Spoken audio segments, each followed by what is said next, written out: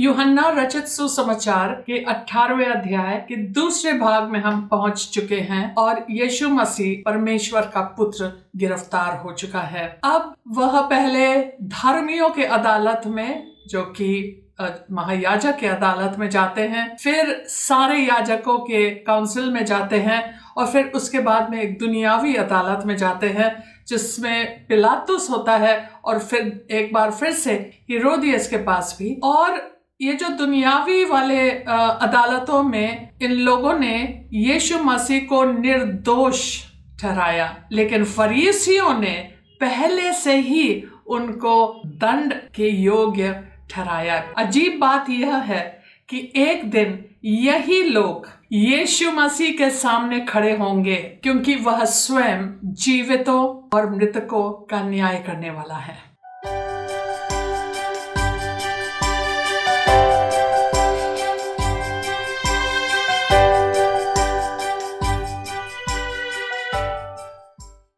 आइए 18वें अध्याय और पद संख्या 19। तब महायाजक ने यीशु से उसके चेलों के विषय में और उसके उपदेश के विषय में पूछताछ की। यीशु ने उसको उत्तर दिया, मैंने संसार से खुलकर बातें की। मैंने आराधनालयों में और मंदिरों में, जहां सब यहूदी इकट्ठा हुआ करते हैं, सदा उपदेश किया और गुप्त में कुछ भी नहीं कहा।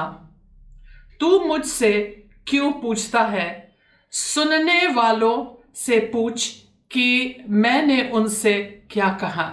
देख, वे जानते हैं कि मैंने क्या क्या कहा। अब यह सबसे पहले महायाजक के अदालत में आया है। यह है हन्ना के अदालत में, जो कि महायाजक थे, लेकिन रोमियो प्रशासन ने जो पिलातुस से पहले, इससे पहले वाले जो गवर्नर थे, उन्होंने कायफा, जो कि हन्ना का जो दामाद था, उनको महायाजक बना दिया था। जबकि यह जो पद है, महायाजक का पद, यह पद हमेशा के लिए होता है। एक इंसान जब महायाजक बन जाता है, जब तक वो मरता नहीं, वो महायाजक है। लेकिन इससे पहले कि हन्ना मर जाए, उन्होंने उनके पुत्र को नहीं, उनके दामाद को बना दिया। उन लोग को कोई फायदा होगा उसमें कि उनको चुन लिया। राजनीतिक पद तो नहीं है, लेकिन उन्हीं लोगों ने कैफा को चुना है। लेकिन असल बात यह है कि हन्ना ही महायाजक थे और अभी तक उनके पास बहुत सारा अधिकार था, तो उन लोग हन्ना के पास लेके आए हैं। और हन्ना ने उनको अपने चेलों के बारे में और उनके उपदेश के विषय में पूछताछ हो रही है, उसकी सुनवाई हो रही है, और वो भी रात को। अभी तक मुर्गा ने बांग भी नहीं दिया। तो उस समय, मतलब बहुत सवेरे, अभी तक अंधेरा है। इस समय पे कौन सा अदालत बैठता है? उन लोग गैर कानूनी तरीके से वह लोग सारे काम कर रहे थे और सारे सुनवाई हो रही थी, अदालत, उनके सब चीज सब अपने स्टाइल से हो रहा था। तो उन लोग ने पूछा उनके शिक्षा के बारे में, और यीशु ने कहा, मैंने संसार से खुल के बातें की, मैंने तुम्हारे आराधनालयों में बातें की, मैंने आपके मंदिरों में खड़े होकर बातें की, सब लोग ने हमारे बातों को सुना है। और उन लोग सारे इकट्ठा होते थे वहाँ पे। मैंने छिप छिप के कोई गुप्त ज्ञान नहीं दिया है, मैंने कोई छिपे हुए बातें नहीं बताई है। तो आप उन लोग को बुलाओ, इसलिए क्योंकि गवाही का होना बहुत जरूरी है। यहूदियों के नियम के अनुसार उनके खुद की व्यवस्था बताती है इन लोग को कि 2 या 3 गवाही को आपको लेके आना होगा, तभी सुनवाई होगी, तभी किसी का के ऊपर न्याय होगा। सो यहाँ पे कोई गवाही नहीं है। वो लोग सब गैर कानूनी तरीके से काम कर रहे थे, जैसे मैंने कहा। दूसरी चीज यह है कि वह इतना बड़ा पर्व, फसह का पर्व, यहाँ तक कि शबत के दिन, विश्राम के दिन अदालत नहीं लगती थी, लेकिन आज फसह का पर्व है, उसमें ये लोग उनका सुनवाई कर रहे हैं, और वो भी रात के समय, और वो भी छिप छिप के आपस में सब कुछ कर रहे हैं और गवाही भी नहीं ला रहे। यीशु को कानून भी अच्छे तरीके से वह जानते थे, उन्होंने भी सारी व्यवस्था पढ़ी है। तो उन्होंने कहा कि उन लोग से पूछो मतलब गवाही लाओ, मैंने क्या कहा क्या नहीं कहा उन लोग से पूछो। पद संख्या 22। जब उसने यह कहा तो प्यादों में से एक ने जो पास खड़ा था यीशु को थप्पड़ मारकर कहा, क्या तू महायाजक को इस प्रकार उत्तर देता है? एक वहां पे खड़े ऑफिसर, उनको बुरा लगा कि तुमने महायाजक से तुम उनके अधिकार को चैलेंज कर रहे हो, तुम उनको जवाब दे रहे हो। उनको भी पता था ये गैर कानूनी है, तो लेकिन तुम्हें हिम्मत कैसे पड़ी? तुम तो गिरफ्तार हो, तुम तो अपराधी हो, तुमको हिम्मत कैसे पड़ी इससे बातचीत करने की? तुम्हें ये नहीं पता ये महायाजक? उसको एक थप्पड़ मारा जोर से। और यीशु ने उसे उत्तर दिया, यदि मैंने बुरा कहा तो उस बुराई की गवाही दे, परंतु यदि भला कहा तो मुझे क्यों मारता है? एक बार फिर से यीशु ने कहा, गवाही दो, मैंने क्या गलत कहा? गवाही दो। वह बार बार इस सत्य के तरफ संकेत कर रहे थे कि तुम्हारी गवाही कहाँ है? तुमने हमें मारा कैसे? अगर मैंने कुछ गलत किया गवाही लाओ, अगर मैंने कुछ गलत नहीं किया तो हमको मारा क्यों? हन्ना ने उसे बंधे हुए काइफा महायाजक के पास भेज दिया। उनको समझ में आया मेरा यहाँ पे कुछ हो नहीं रहा है, इसलिए उसने कहा यहाँ से हटाएं। उनको कैफा अपने जो वहाँ उस वर्ष महायाजक थे उसके तरफ भेजा।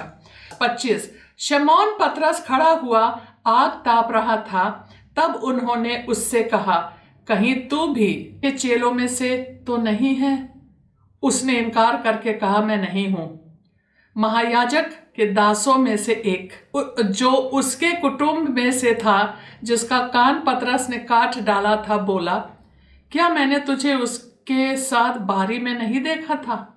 पतरस फिर इनकार कर गया और तुरंत मुर्ग ने बांग दी। अब यीशु के जो शब्द जो उन्होंने भविष्यवाणी दी थी, जो बात उसके बारे में कही थी पतरस के बारे में कि तुम मुझे 3 बार इनकार करोगे मुर्गा के बांग देने से पहले, और वही हुआ। सो वहाँ के लोग सब इनके पीछे पड़ गए, सब लोग इनको बोलने लगे। ये लोग उनकी बोली से भी उनको पहचान रहे थे कि तुम गलील के हो, और ये यीशु मसीह भी गलील का है, तुम भी गलील के हो। तो थोड़े से उनके बातचीत से, ड्रेस से हो सकता है उन लोग समझते थे कि ये इन्हीं के साथ का है। जब वह उनको ये नहीं पता था कि यह मालकुस का ही रिश्तेदार था, लेकिन मैं तो और डर जाता। लेकिन यहाँ पे यूहन्ना को पता है कि ये कौन था। उनको पता है कि महायाजक के एक नौकर के कान को काट दिया, तो ये उन्हीं का रिश्तेदार है। क्या मैंने तुम्हें बारी में तो नहीं देखा था? कहता नहीं, मैंने। तू इसको जानता है? नहीं, हम नहीं जानते हैं। एक सुसमाचार में वो कहते हैं कि उन्होंने कोस के कहा, नहीं, मैं इनके साथ नहीं हूँ। अब यहाँ सारे लोग जो पहले वो हन्ना के पास गए, फिर काइफा के पास गए।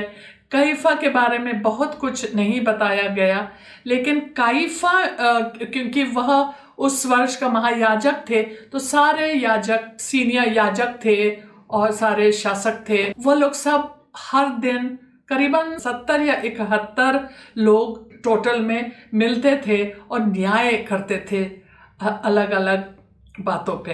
तो यीशु को सवेरे सवेरे भोर के समय यह काउंसिल में लेके आए हैं, इस सभा में लेके आए हैं जहां ये सारे लोग, और वह यीशु के ऊपर आरोप लगा रहे हैं, उसको दोषी ठहरा रहे हैं बहुत सारी बातों पे। और उन लोग बहुत, जैसे मैंने कहा, गैर कानूनी काम कर रहे थे ये महायाजक लोग। अब उन लोग ने ऑलरेडी तय कर लिया है कि इस आदमी को मारना है।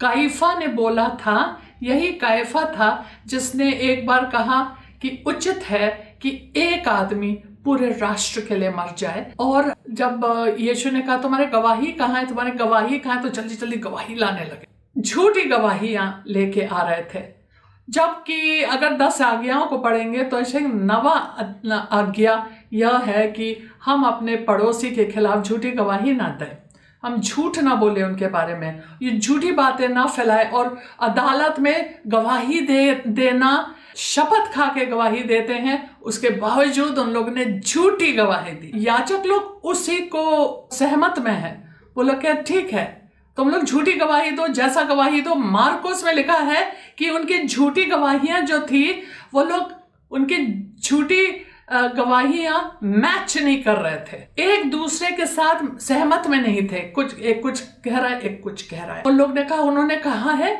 कि हम इस मंदिर को ढा देंगे, जबकि हमें पता है यीशु मसीह अपने शरीर के मंदिर के लिए बातचीत कर रहे थे। उन्होंने कहा इस मंदिर को ढा दो और तीसरे दिन मैं इसको एक बार फिर से उठा दूंगा। उन्होंने कहा, उसने कहा इस मंदिर को मैं तोड़ दूंगा, मतलब कि तुम्हारा जो पूरा सिस्टम है मैं उसको ढा दूंगा और फिर मैं एक और उठाऊंगा जो हाथ से नहीं बना है। तो ये सब बेकार की बातें वो लोग बोल रहे थे झूठी गवाही के रूप में। और अब यहाँ पे हम पहुंचे हैं कि अब उन लोग कहाँ आए हैं, किले में। तब वे यीशु को काइफा के पास से अब वहां से चले गए, किले को लेके आए। अब वो दुनियावी अदालत में लेके आ रहे हैं, पहले हन्ना फिर काइफा और अब दुनिया में। अब दुनिया में कौन है, वहां का गवर्नर कौन है, पिलातुस, पोंतियुस पिलातुस। तो वह किला में रहते थे जिसको प्रेटोरियम बोलते हैं, हाकिम का निवास स्थान। वो वहां का जो हाकिम था वो वहां इसलिए ठहरा हुआ था क्योंकि यह मंदिर से काफी नजदीक था और फसह का पर्व था और उनका कार्य था यह, उनका ड्यूटी यह था कि इस समय शांति का माहौल बना रहे। इसीलिए वह अपने जो दूसरे जगह जहाँ सिज़ेरिया में रहते थे वहाँ से आके अब वह यरूशलेम में रुके हुए थे, किला में या प्रेटोरियम में। लेकिन वह अन्य जाति था, इसीलिए यह जो ढोंगी लोग थे, पाखंडी, सारे फरीसी, सारे महायाजक याजक, सारे लोग कहते हैं भोर का समय था परंतु वे आप किले के भीतर नहीं गए। क्यों नहीं भीतर गए, प्रेटोरियम के अंदर क्यों नहीं गए? खुद नहीं, बाहर खड़े हैं, बड़े धर्मी बन रहे हैं, ताकि अशुद्ध ना हो परंतु फसह खा सके। अब फसह में सारा जो खमीर होता है वो खमीर को मेहनत के साथ वो लोग खमीर को अपने घरों से हटाते हैं और यहाँ पे अन्य जाति के घर में खमीर होगा। और तो और अन्य जाति के घर में नहीं जा सकते हैं, तो अन्य जाति के अंदर नहीं जाना चाहते, बड़े शुद्ध बन रहे हैं, बड़े पवित्र बन रहे हैं, कहते नहीं हम लोग सर ओढ़ के, नहीं हम लोग को बाहर रहना है, हम लोग को आज फसह खाना है ना, सो फसह कैसे खाएंगे, हम लोग अशुद्ध हो जाएंगे। इससे ये हमें पता चलता है कि फसह के जो मेमने हैं, यूहन्ना के अनुसार फसह का मेमना आज के दिन काटा जाएगा जब यीशु मरे। यीशु मरते हैं ना 3 बजे, उसी समय से फसह के मेमने काटे जाएंगे। दूसरे सुसमाचार में ऐसा लगता है कि फसह का पर्व खत्म हो चुका है और यीशु ने जो आखिरी जो भोजन खाया था अपने शिष्यों के साथ, वही समय पे ये लोग फसह मना रहे थे। लेकिन यूहन्ना कहते ये लोग अंदर नहीं जाना चाहते थे क्योंकि वो फसह ना खा पाएंगे। जो मेन फसह का पर्व था अभी बाकी ही था। सो यहाँ पे वो अंदर नहीं गए। तो पिलातुस उन लोग के जो नियम कानून को जानते हुए, तब पिलातुस उनके पास बाहर निकल आया और कहा, तुम इस मनुष्य पर किस बात का आरोप लगाते हो? उन्होंने उसको उत्तर दिया, यदि वह कुकर्मी ना होता तो हम उसे तेरे हाथ ना सौंपते।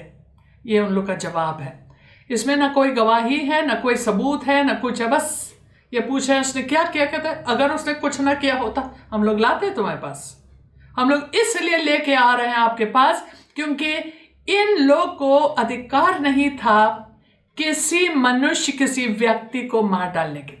और ये लोग चाहते थे कि यीशु को जान से मारे, कि इसको रास्ते से हटाएं। और लेकिन उन लोग को अधिकार नहीं था। ये लोग किसी को स्तिफान को कैसे मारा, उसको तो पथराव किया। लेकिन रोमियों के मारने का तरीका होता है क्रूसित करते हैं लोगों को, अपराधियों को। तो ये लोग चाहते थे कि हम लोग तो मार नहीं पाएंगे। इससे यीशु मसीह के शब्द साबित होता है जो कि उसने 3रे अध्याय में कहा, जिस प्रकार से वो सांप, मूसा ने सांप को जंगल में उठाया, उसी तरीके से मानव पुत्र भी उठाया जाएगा मीन्स क्रूसित किया जाएगा। अगर उसका पथराव होता तो वो जमीन पे उसका पथराव होता, उसको गिराया जाता जमीन पे, लेकिन यहाँ उठाया जाएगा का मतलब यह है। तो अब वही उनके शब्द पूरे हो रहे हैं। ये सब चीजें भविष्यवाणी के रूप, एक भी भविष्यवाणी गलत नहीं है। एक एक चीज सच निकला। तो यहाँ पे इन लोगों ने इतने गलत काम करने के बाद ये पाखंडी लोग इतने ढोंग कर रहे हैं कि हम लोग अशुद्ध नहीं होना चाहते हैं। मतलब छोटे छोटे बातों में बड़े धर्मी बनते हैं, बड़े बड़े बातों में नजरअंदाजी करते हैं।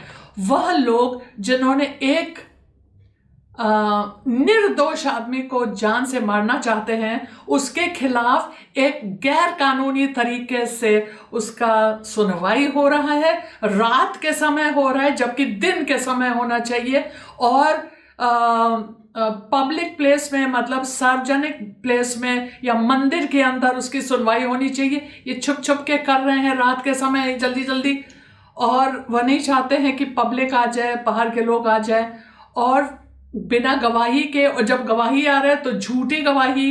हर तरफ से उन लोगों ने अपने कानून को तोड़ा है। लेकिन अब कह रहे हम लोग अंदर अपवित्र हो जाएंगे अगर हम अंदर आएंगे तो। और फिर पिलातुस निकलता है, कहता है अच्छा तुम बताओ क्यों मारना चाहते हो? तब भी कुछ नहीं कह सकते। कहते ये कुकर्मी है, अगर ये कुकर्मी ना होता हम लोग लाते क्या आपके पास, इसलिए तो लाए हैं। हम लोग तो उसको मार नहीं सकते, हम चाहते कि तुम आदेश दो और ये मर जाए। 31, पिलातुस ने उनसे कहा तुम ही इसे ले जाकर अपनी व्यवस्था के अनुसार उसका न्याय करो। तुम ही करो न्याय, हम हमारे पास क्यों ला रहे हो? यहूदी ने उससे कहा, अब उन लोग खुल के बोल रहे हैं, हमें अधिकार नहीं कि किसी का प्राण ले। मतलब इन लोग को प्राण लेना है, हर हालत में, हर हालत में प्राण लेना है। और मतलब चोरी और सीना चोरी दोनों चीज चल रहा है। एक तरफ से इनको मारना भी है एक निर्दोष आदमी को, और झूठी गवाही के ऊपर, और फिर कह रहे हम लोग अशुद्ध नहीं होना चाहते, हम अशुद्ध से बढ़ के अशुद्ध थे। यह इसलिए हुआ कि यीशु को वह बात पूरी हो जो उसने यह संकेत देते हुए कही थी कि उसकी मृत्यु कैसे होगी। मतलब कि वो उठाया जाएगा, रोमियो के हिसाब से मारा जाएगा, रोमियो नियम के हिसाब से वो मारा जाएगा। 33, तब पिलातुस फिर किले के भीतर गया और यीशु को बुलाकर उससे पूछा, क्या तू यहूदियों का राजा है? पिलातुस को किसी चीज के बारे में फिक्र नहीं थी कि उन्होंने कहा हम इस मंदिर को तोड़ देंगे, या उन्होंने ये कहा वो कहा। लेकिन जब इन लोगों ने कहा ये अपने को राजा बनाता है, यहूदियों का राजा, तब इसका मतलब है कि कैसर के खिलाफ यह अपराध है। अंदर गया और इसी पॉइंट पे उन्होंने उनसे कहा, क्या तू यहूदियों का राजा है?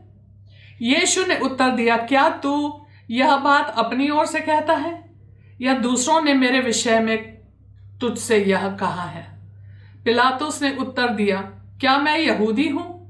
तेरी ही जाति और प्रधान याजकों ने तुझे मेरे हाथ सौंपा है, तूने क्या किया है? यीशु ने उत्तर दिया, मेरा राज्य इस संसार का नहीं। यदि मेरा राज्य इस संसार का होता तो मेरे सेवक लड़ते कि मैं यहूदियों के हाथ सौंपा ना जाता, परंतु मेरा राज्य यहाँ का नहीं।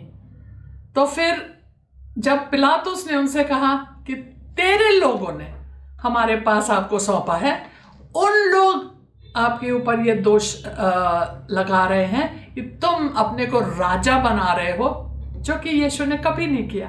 उनको एक ही चीज की चिंता थी, क्या तू कहीं का राजा है? तो यीशु ने कहा, मेरा राज्य इस संसार का नहीं है, मेरा राज्य आत्मिक राज्य है। बेसिकली यीशु यह कह रहे थे कि मेरा राज्य अभी के लिए एक राजनैतिक, एक पॉलिटिकल राज्य नहीं है, इस दुनिया का राज्य नहीं है। मैं किसी के विरोध में नहीं खड़ा हूं।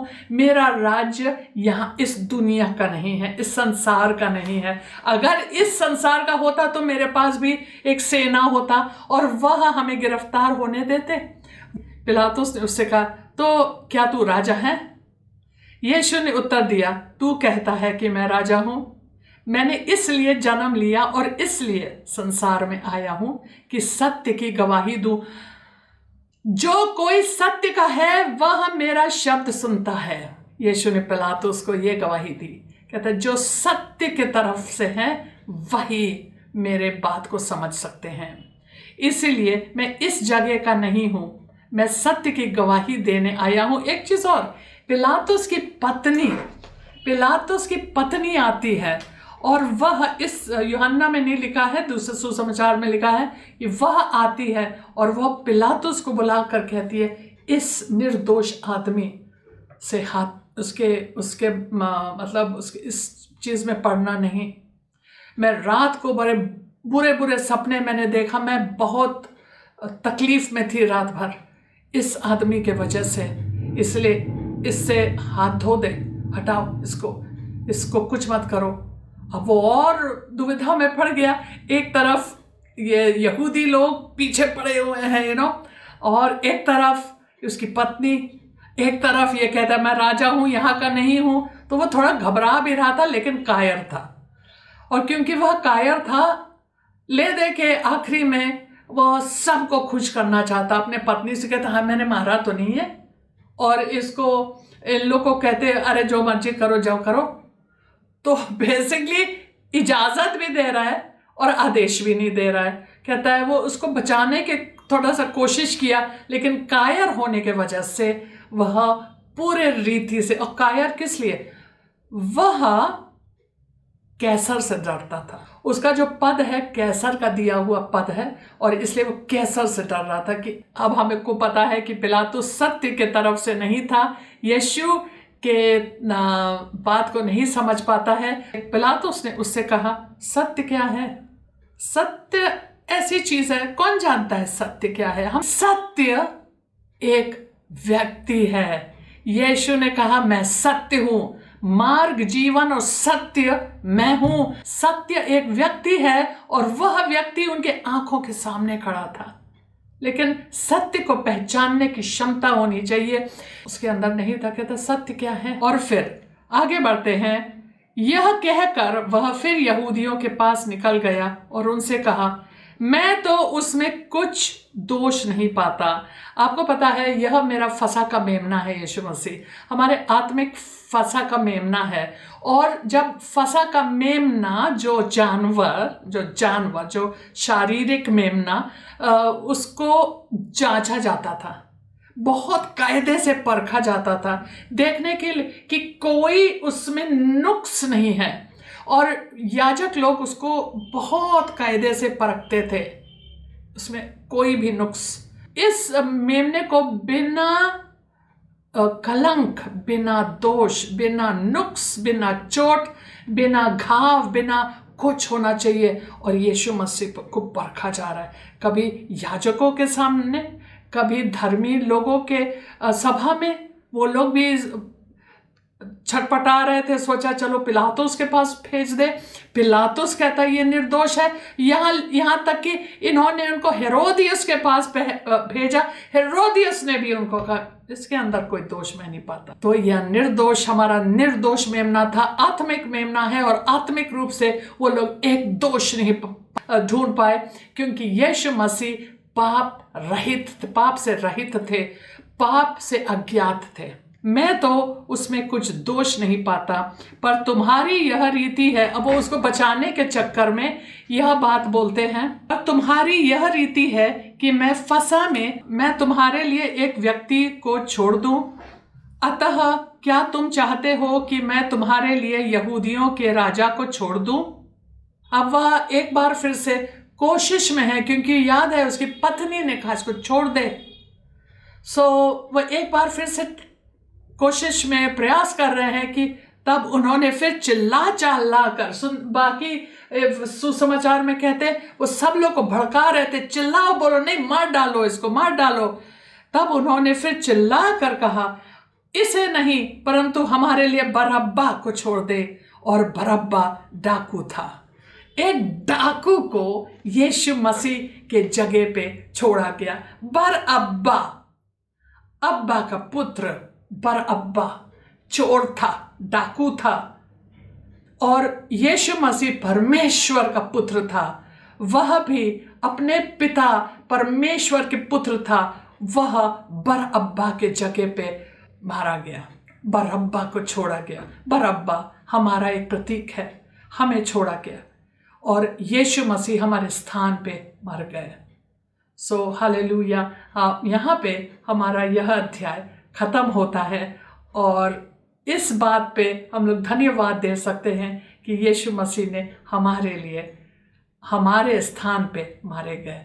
निर्दोष होते हुए भी एक डाकू, एक बड़े भयंकर पापी जैसे मैं थी, हमारे लिए मारे गए। हालेलुया। आइए हम प्रार्थना करते हैं। पिता परमेश्वर, हम आपके पुत्र यीशु मसीह के लिए धन्यवाद देते हैं और कि वह हमारे स्थान पे मारे गए। वह खुद स्वयं निष्पाप थे और पाप से अज्ञात थे, लेकिन हमारे जैसे पापी के लिए वह मारे गए। प्रभु, हमारे पापों की मजदूरी उनके ऊपर डाला गया और वो मारे गए और वो दोषी ठहराया गया, पाप ठहराया गया।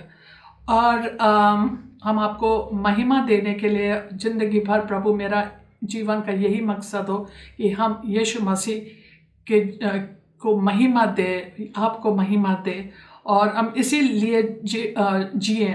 और हमारे प्रभु अपने पवित्र आत्मा के द्वारा हमें यह क्षमता दे कि हम इस स्वतंत्रता में जो यीशु मसीह ने हमारे लिए, हमारी स्वतंत्रता के लिए दाम चुकाया, हमें स्वतंत्रता में पूरे रूप से हम जी पाएँ और कभी भी इस कोई पाप में पड़े ना। प्रभु, यह प्रार्थना हम अपने प्रभु यीशु मसीह के नाम से मांगते हैं। आमीन। आमीन। आप सबको जय मसीह।